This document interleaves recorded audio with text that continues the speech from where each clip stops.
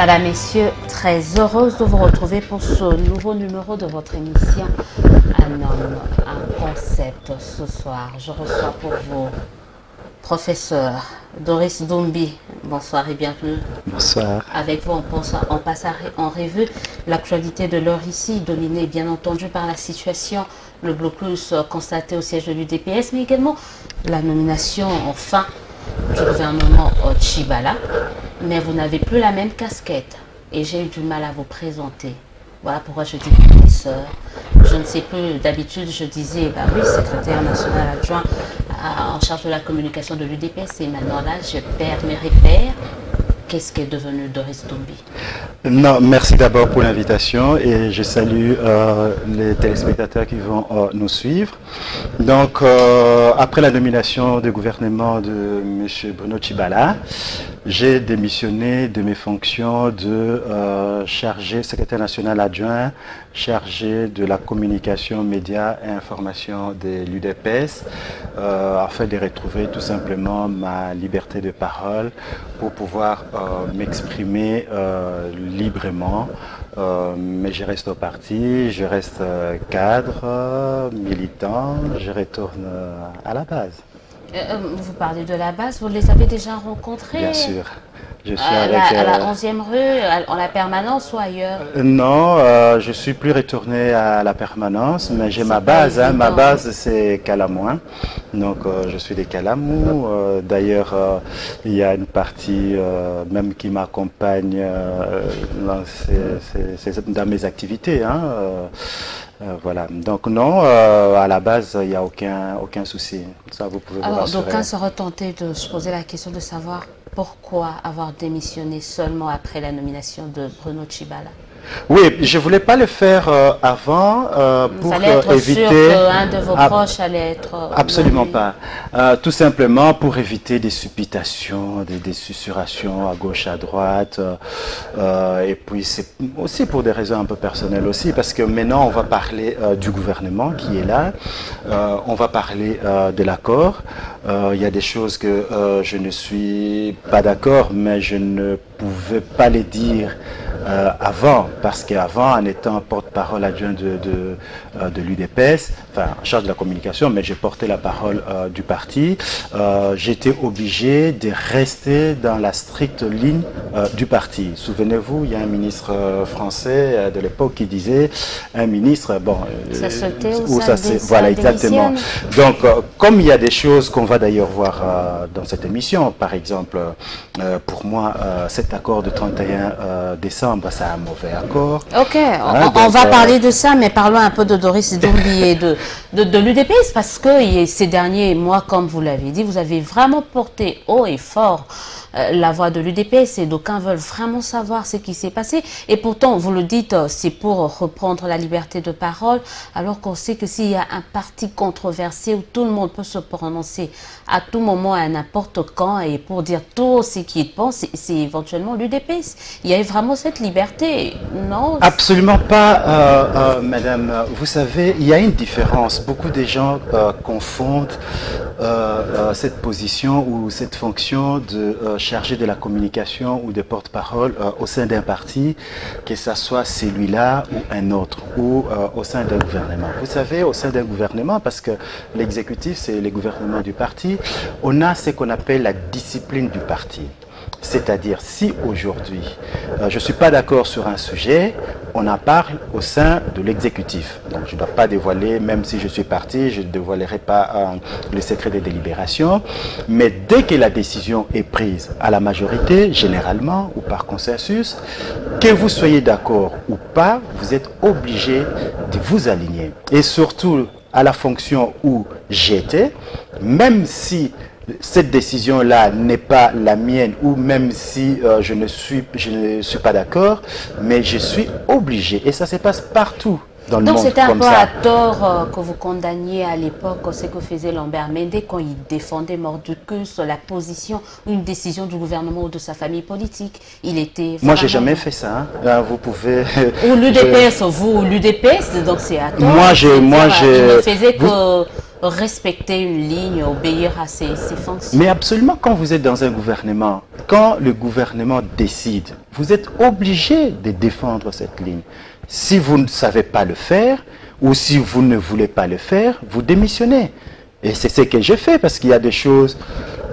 C'est pas que je suis farouchement opposé ou quoi, mais des choses qui me mettent mal à l'aise. On en parlerait tout à l'heure. On en parlera, mais bien Donc, avant cette démission, vous avez un peu courtisé, aller en catimini. Non, c'était pas à catimini, madame. C'était pas à catimini. Alors qu'on savait qu'à l'époque, il y Absolument. avait, vous parliez tout à l'heure de décisions prises, à l'époque, personne, ou au niveau du parti, on avait levé l'option de ne pas aller voir Tchibala. De ne pas voir Tchibala.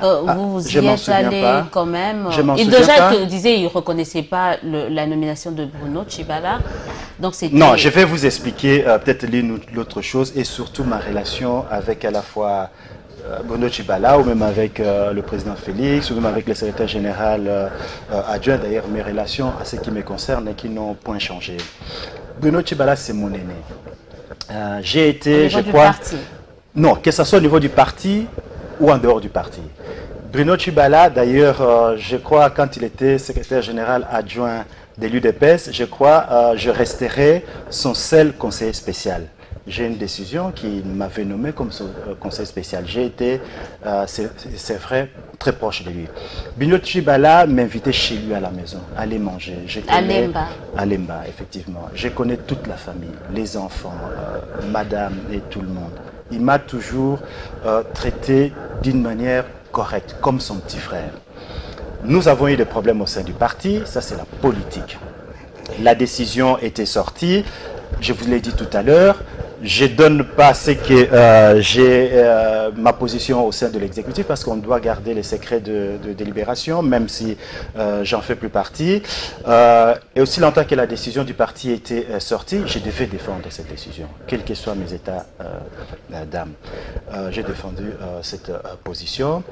Je voyais Bruno Tchibala avant d'être nommé, pendant qu'il était nommé, même après, même demain, s'il m'invite, je le dis devant votre caméra, si demain le Premier ministre m'invite pour me consulter, je répondrai positivement, comme je l'ai toujours fait. Mais vous l'avez déjà été, puisque vous étiez à la Cité de l'Union africaine. Et ce n'était pas catimini. C'était entre frères, entre amis, entre conseillers. C'était dans quel cadre? Non, dans le cadre tout simplement qu'il avait appris que j'ai été agressé. Alors il m'avait appelé la veille pour s'enquérir d'ailleurs de mon état de santé, pour compatir avec moi. Par la base. J'ai été par agressé. la base. Non, mais vous me posez une question, vous pouvez peut-être me laisser et puis me reposer par après. Donc j'ai été agressé. Il a appris ça. Il m'a téléphoné, il m'a fait téléphoner, donc pour compatir, comme je disais. Il m'a demandé comment j'allais, la santé, et on a eu une brève discussion. Et puis il m'a dit de passer aux cités de l'Union africaine pour échanger, pour parler, étant donné qu'il était en train de constituer son gouvernement. Donc c'est des discussions colloques singuliers, hein, comme on dit, entre un aîné avec son jeune frère. Rien à voir avec des consultations pour l'organisation, pour votre participation au gouvernement. Bien sûr, pourquoi pas, et pourquoi pas.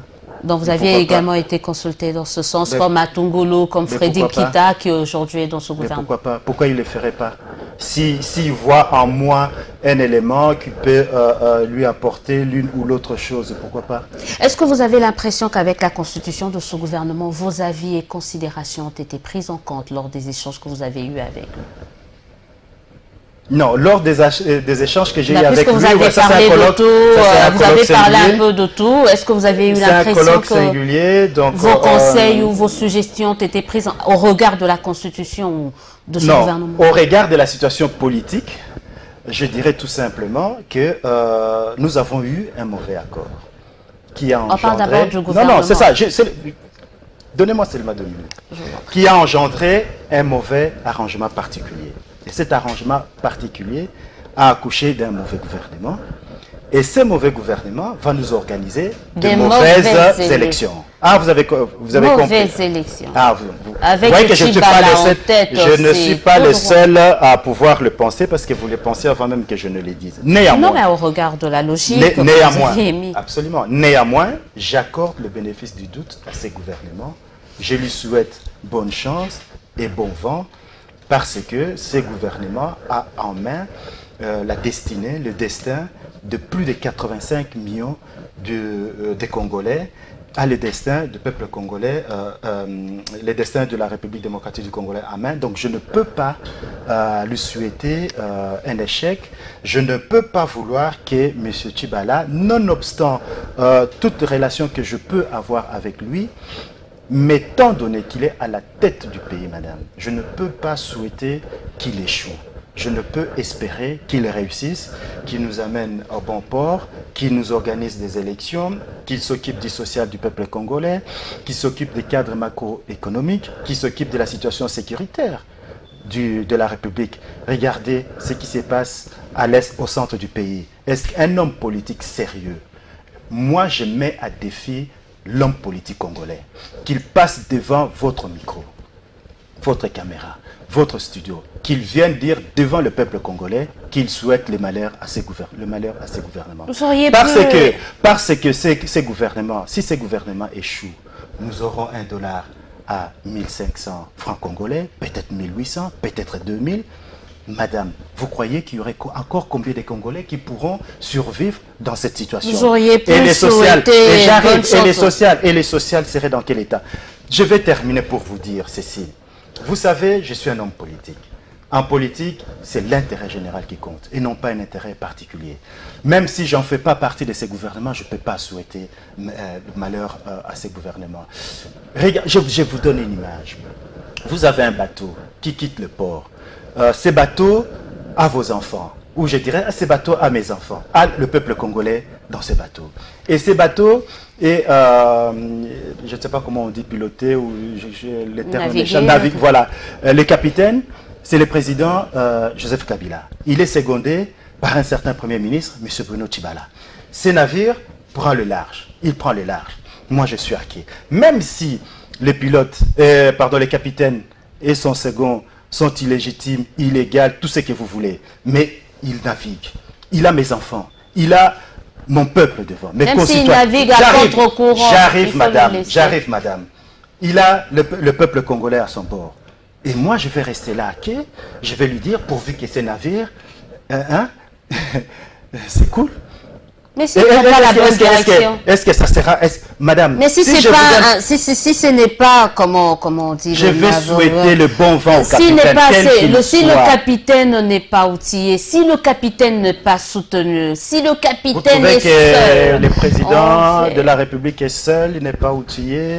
Je parlais là de peut-être... Le capitaine, le capitaine de voilà, c'est vraiment une belle image. Moi, je vais souhaiter un bon vent, une bonne chance à ces capitaines et son adjoint, pourvu qu'il arrive de l'autre côté de rivage, hein, et après on avisera. Moi j'ai dit, si ces gouvernements prévoient 1 milliard, je crois, pour les élections, et autant pour le social, pour le cadre macroéconomique, pour la sécurité, je lui dirai bravo. Pourquoi? Parce que c'est le pays, parce que c'est le peuple congolais, c'est mon peuple.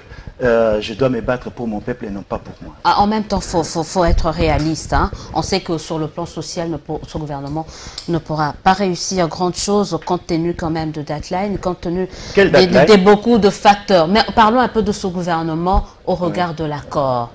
L'accord prévoyait 54 ministres, y compris le Premier ministre. Là, on en est à 59. Déjà, comme d'habitude, on viole.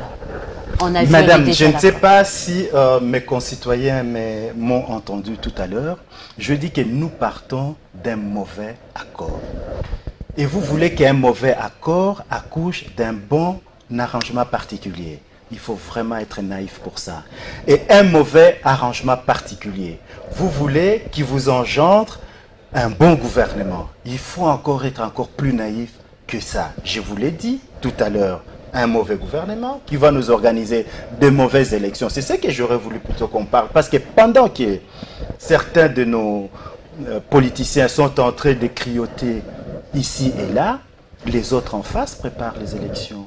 Ils s'organisent, ils sont à la base, dans la province, ils mettent leur centrale électorale et après demain, on va crier encore à la fraude. pendant que les autres sont en train de s'outiller. Mais c'est ce dont nous parlons. Si vous savez déjà que ce mauvais gouvernement va organiser des mauvaises élections, moi je le sais. À quoi bon de continuer? Pourquoi ne pas réajuster le tir? Parce qu'on sait déjà qu'il y aura des élections bâclées. Madame, parce que nous avons signé Pourquoi continuer avec un tel gouvernement? Parce que nous avons signé cet accord pour éviter les chaos, la guerre civile dans ces pays. Et nous nous sommes dit, nous allons co-gérer ces pays pendant la période préélectorale et électorale de manière consensuelle, pour que nous ayons des élections à la fin. Mais comme certains de mes amis, apparemment j'avais cru qu'ils étaient des juristes, m'a-t-on dit, qu'ils ont pondu un accord. Vous regardez le point. Que vous défendiez il n'y a pas longtemps quand même. Vous savez, j'ai une très bonne mémoire. En tant qu'intellectuel, ça nous vexe quand même de voir que vous aviez accepté de troquer votre côté scientifique pour le politique et aujourd'hui vous êtes en train de tout remettre en cause. Absolument pas, madame. Vous voyez, quand je passe dans vos émissions, j'ai toujours l'habitude de préparer mes interventions. C'est pour ça d'ailleurs qu'on dit de moi que j'ai toujours beaucoup de la documentation avec. Je peux montrer ça aux caméras. Ça, c'est les documents que j'ai utilisés pour défendre cet accord que j'ai toujours défendu. Et quand vous verrez, quand vous voyez à la page 3, vous verrez que j'ai toujours dit que d'un côté c'est un mauvais accord parce que c'est un accord de glissement, c'est un accord qui c'était pas un accord de rupture, que le président est toujours en place, que si. Et de l'autre côté, un peu plus loin, je disais mais c'est un bon accord pour le pays parce qu'il a permis à la RDC d'échapper. C'est ce que je viens de dire. J'ai toujours gardé, comment dirais-je, ma rigueur, même dans le raisonnement. Et votre politique. Liberté aussi. Et ma liberté aussi. Et souvenez-vous, à cette époque, je l'ai toujours dit. Et c'était en donc décembre. Vous étiez libre, vous disiez déjà donc la raison sûr, comme quoi je n'avais pas cette liberté. C'est ça, vous tombez dans la caricature. Hein? Non, j'ai dit tout simplement que les décisions du parti, c'est les décisions du parti. Lorsqu'elles sont prises, ça ne se discute plus. Ici, ce n'est pas une décision du parti. Ici, on a signé l'accord. Le président Etienne Tshisekedi Moulumba a validé cet accord et il était de mon devoir de le défendre, de le vulgariser. Et c'est ce que je fais tout en attirant l'attention à la classe politique et à mes concitoyens en les prévenant que c'est un mauvais accord. Vous verrez, c'est un mauvais accord. Pourquoi? Parce que quand on nous dit que les éléments, les trajectoires prendra 12 mois, mais les 12 mois parce que nous étions en décembre 2016. Cela supposait que si on signe l'accord en décembre 2016, toutes ces opérations nous permettra d'avoir des élections en décembre 2017. Mais si de l'autre côté, on nous dit que l'arrangement particulier fait partie de l'accord, que si on ne signe pas l'arrangement particulier, ce n'est pas l'accord, si. Et si, au moment où l'arrangement particulier sort en avril, je crois, 2017, ça voudra dire que les opérations qui vont nous conduire à l'organisation des élections, ce n'est plus en décembre, mais bien en mai 2018. Hein. Avril, donc on retombe, c'est ce qu'on disait avant l'émission, on retombe à l'accord du 18 octobre que tous, qu'à l'époque vous aviez réfuté. Mais je croyais que j'étais pas délégué, mais je croyais que nous avions des délégués juristes. Hein. Ils auraient pu voir ça. Et non seulement cela, quand vous regardez le point, je crois 3.2 de cet accord, quand vous regardez le point, je vais vous le dire tout de suite, non, c'est le point 4.2 qui dit les parties prenantes, ainsi de suite, va organiser les élections au plus tard en décembre 2017, et le mot magique que j'ai combattu à l'époque, souvenez-vous, j'ai fait des émissions avec vous contre l'accord des cités de l'Union africaine. Le mot magique, on le retrouve ici. Toutefois, les conseils nationaux des suivis de l'accord et du processus électoral, les gouvernements, la CENI peuvent unanimement apprécier les temps nécessaires. Donc, ça veut dire que C'est même si pas évident quand on réussit à organiser les élections d'ici juillet. Mais c'est légal. Parce que cet accord a été...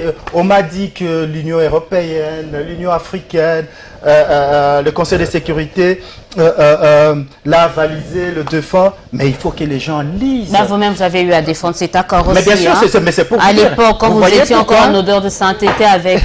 oui, maintenant qu'on est de l'autre côté, on commence à chercher des petites bêtes. Ah, ça c'est une petite bête. Madame, vous auriez pu nous le dire avant. Bien sûr, je l'ai dit, j'ai fait des émissions avec vous, madame. Regardez-moi bien dans les yeux, vous le savez très bien. J'ai fait des émissions dans ces plateaux où j'ai dit que cet accord, il est mauvais. J'ai encore mes notes ici. Et je l'ai dit que dans cet état de choses, ce n'est même pas si le président ne veut pas organiser des élections en 2018, il a l'argutie juridique. La latitude de le faire ou de ne pas le faire. Encore et moi, je me pose, c'est pour ça aussi la raison pour laquelle je suis parti. Moi, parce que je le sais, je le sens de loin, qu'on risque de ne pas avoir des élections et j'aurais du mal à condamner nos amis d'en face parce qu'ils vont nous brandir cet accord. Il faut nous brandir cet accord dont l'arrangement particulier n'a pas été signé par une frange importante. Non, juridiquement, de rassemblement. L'inclusivité a toujours été le mot-clé de tous ces accords. Déjà, à la Cinco, vous vous souviendrez, nous étions ensemble à la Cinco, c'est-à-dire quand il n'y a pas d'inclusivité, le document est remis en cause. C'est un peu le cas avec l'arrangement particulier aujourd'hui. Absolument pas, madame. J'ai une certaine rigueur en matière juridique. Et là, je n'en demeure pas. Je vais vous donner un seul exemple. Vous savez, le MLC, il y avait 3 délégués. Il y avait Madame Bazaïba, il y avait... le FRC pour le front. MLC, pour le front, pardon. Fidel Babala et Alexis Lenga. Voilà, Alexis Lenga. Très bien, madame. Et quand on a signé l'accord, Madame F. Bazaïba n'était pas là. C'est Monsieur Jacques l'honorable Jacques Lungwana qui a signé. Donc ça veut dire, pour signer un accord, ce n'est pas intuitif persona. On signe pour le compte d'une plateforme, pour le compte d'un parti politique. Non, ce sont les délégués. C'était 32 délégués. Je vous rappelle qu'avant la signature de l'accord, quand on remettait en cause l'inclusivité, il y avait une bonne frange de l'opposition signataire de l'accord, participant à l'accord de la Cinco, qui n'avait pas signé. C'était tout l'accord qui était remis en cause. C'était 32 participants. Et on attendait 32 signatures. Juridiquement, ça n'a aucun sens. S'il y a des juristes dans ces pays, moi je leur dis, juridiquement, ça n'a aucune valeur. Parce que qui doit signer? C'est le rassemblement qui doit signer, les représentants des rassemblements, c'est-à-dire c'est le MLC qui doit signer. Donc sur le 13 délégués du rassemblement, quand 2 signent, c'est bon, il y a l'inclusivité. Madame, s'il vous plaît, je donne un exemple farfelu, un exemple vraiment de café du coin. Admettons que les 3 délégués de Front n'existaient plus, ou ils ont démissionné, ou ils sont partis, donc ils ne peuvent plus signer intuitif persona. Donc ça voudra dire que nous n'aurions jamais l'inclusivité de cet accord ou de cet arrangement particulier. Mais c'est dans ce schéma non, madame, qu'on nous a habitués. C'est le représentant du parti ou de plateforme, que ce soit monsieur X ou monsieur Y. C'est la signature qui engage la plateforme ou le parti politique. Donc, dans ce cas de figure, vous êtes en train de nous dire que les 2 signatures de Lisanga Bonganga et de Joseph Olingankoy engagent largement le rassemblement. J'attendais une réponse. Au regard de l'argument, de la logique, donc seuls les signatures... Il paraît qu'on a des professeurs de droit dans ces pays. Posez-leur la question. Et vous, à votre avis, vous êtes également professeur, parce qu'on a peur qu'à la fin, vous puissiez encore nous dire que vous n'aviez pas votre liberté. Bien sûr. Ben alors expliquez-nous. Donc les seuls Je suis en train de vous dire, bien sûr, l'honorable Jacques Lungwana qui a signé à la place de Madame F. Bazaïba, la signature est valable.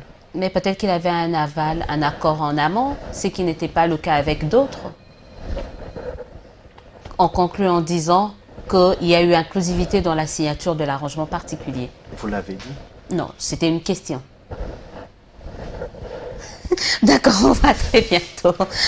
On continue parce qu'on va très bientôt terminer avec cette émission, avec ce gouvernement Tshibala, on sent qu'il y a déjà des prémices, que vous le vouliez ou pas, d'une violation certaine de ces accords. Mais on ne peut pas violer d'abord quelque chose qui est mauvais.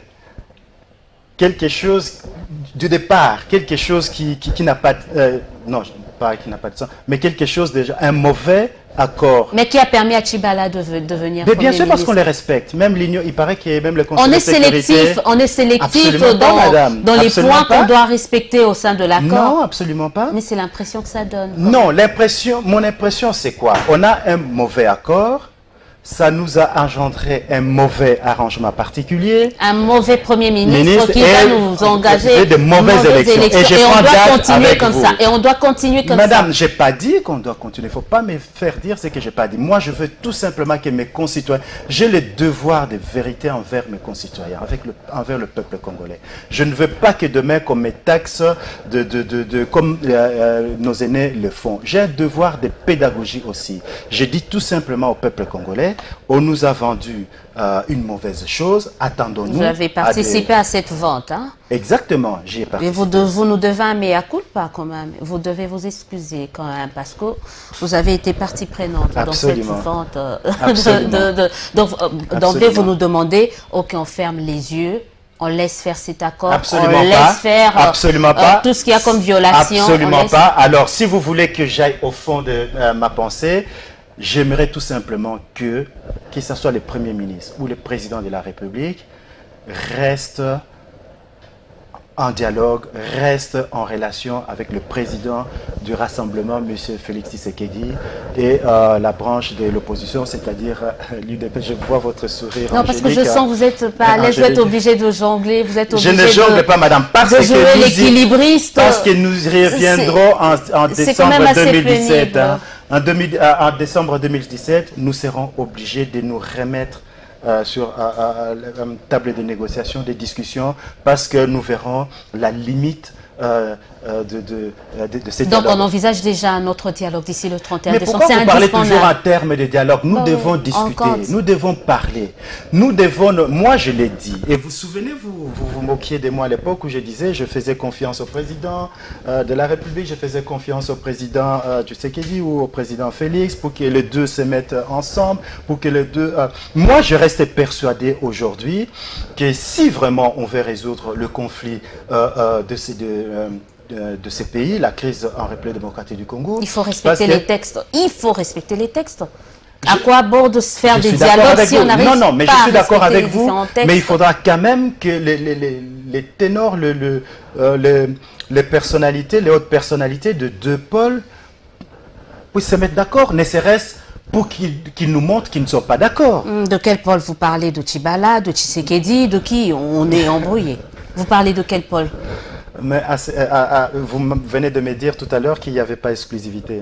C'est vous qui l'avez dit. On continue très rapidement, puisqu'on parle de l'UDPS, on s'attendait à ce que quand même Bruno Tchibala hausse le ton face à ce qui s'est passé récemment au siège du parti. D'abord, moi j'ai condamné, je suis quand même de l'UDPS, donc il ne faut pas que tous les villages parlent pour un même sujet. Moi j'ai condamné... Le chef du village, celui qui est quand même l'actuel chef du village, on attendait absolument. plus de lui. Absolument, il a plus de poids que moi. Parce qu'il j'en y est conviens. là-bas sous J'en conviens, j'en le conviens. label UDPS. Mais je lui ferai part alors la prochaine fois que je le verrai. Ah, parce qu'il n'est pas entouré des gens où il n'était pas. Vous pensez vraiment qu'il n'était pas au courant de ce qui s'est Si, passé? absolument. Mais j'ai dit... Et ce silence... Mais je lui ferai part de l'inquiétude de ce D'aucuns silence. parlent déjà d'une inféodation. Vous pensez C'est vous qui le dites. d'aucuns? C'est vous Du qui PM, inféodez inféodé à la MP, au président de la République. C'est vous qui les dites. On sent que la balance mais- est déséquilibrée. Madame, je vous dis tout simplement, une fois de plus, avec la rigueur même de l'administration publique, c'est qu'un Premier ministre, c'est le premier collaborateur du chef de l'État. C'est-à-dire, il ne conduit pas sa politique seul dans une île ou un village de jeunes. Ils doivent travailler des concerts pour qu'on aille de l'avant. Souvenez-vous, quand ce n'était pas le cas, il y avait toujours des conflits. Est-ce que c'est ça qu'on veut? Il doit travailler avec le chef de l'État. Donc il perd un peu sa liberté quand on Absolument. séquestre Quand on est au ses gouvernement, amis, absolument. quand on sait, entre On perd guillemets, un peu, on quand perd on sa liberté. encercle pour certains ou quand on séquestre pour d'autres ses anciens Quand amis on ou entre- les membres du parti dont il est Quand on entre dans un gouvernement, on quand on entre dans un gouvernement, oui, effectivement, madame, on perd un peu de sa liberté. Et on ferme les yeux. Je n'ai pas dit ça. On discute alors au Conseil des ministres, on donne ses opinions, ses observations, ses oppositions. On ne les passe pas à la première chaîne de télé pour aller montrer ses états d'âme. Non, madame, ça ne se passe pas comme ça. Ça, c'est parce que vous devez respecter gouvernemental. Il y a un porte-parole au gouvernement. Hein. C'est à lui de prendre la parole, c'est à lui de parler.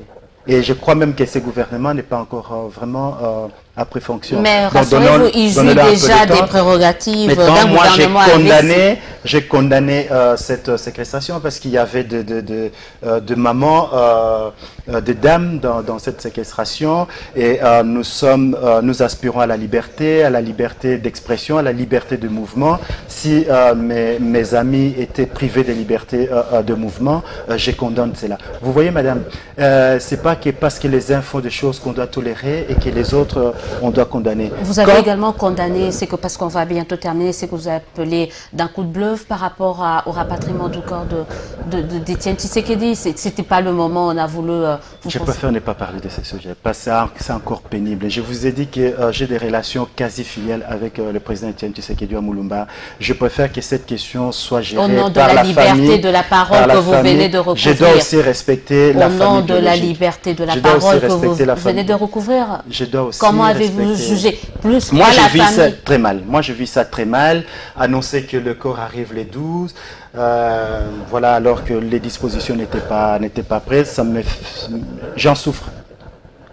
J'en souffre, effectivement. Merci beaucoup d'avoir été de notre ce soir. Vous repartez très bientôt vers Bruxelles. Vous Absolument pensez pas, que je suis dans mon vous pays. êtes en odeur de sainteté avec Je tous suis les dans mon combattants pays. d'ici et d'ailleurs? Les combattants d'ici, ce n'est pas la base qui dirige un parti politique, quel que soit où on se trouve sur cette terre. Non, ici, ce sont les l'UDPS cadres a toujours été la base. être dirigé par la base. Je ne suis pas d'accord. Je suis pas d'accord. Dirigé par la base. C'est pour ça aussi que je quitte mes fonctions pour affronter cette base-là. Parce que vous n'avez pas supporté que la base dirige l'UDPS. La base ne peut pas diriger, madame. Alors c'est de l'anarchie, alors c'est du n'importe quoi. Ça, je vous l'ai dit. Et je le dis, je regarde votre caméra en disant que lorsque la base dirige un parti politique, alors c'est du n'importe quoi. Ce sera votre mot de la fin. Absolument. Merci beaucoup d'avoir été de notre ce soir, madame, messieurs. Appelez-nous, écrivez-nous, réagissez par rapport à cette émission. Donnez-nous vos suggestions, on sera toujours là pour nous. Je remercie mon invité, Doris Doumbi, ancien secrétaire national adjoint en charge de la communication à l'UDPS. Quant à moi, je vous dis au revoir et vous donne rendez-vous dimanche prochain avec un autre numéro, certainement avec un autre invité. Et comme toutes ces semaines, tout ce dimanche, je dédie cette émission à une de nôtres qui nous a quittés, à toi, Alpha Moukadi, à jamais dans nos cœurs. On pense à ta famille, on pense à ton mari, surtout on pense à ta petite fille que tu nous as laissée. En attendant, je vous souhaite de prendre soin de vous. On se dit au revoir et à dimanche prochain.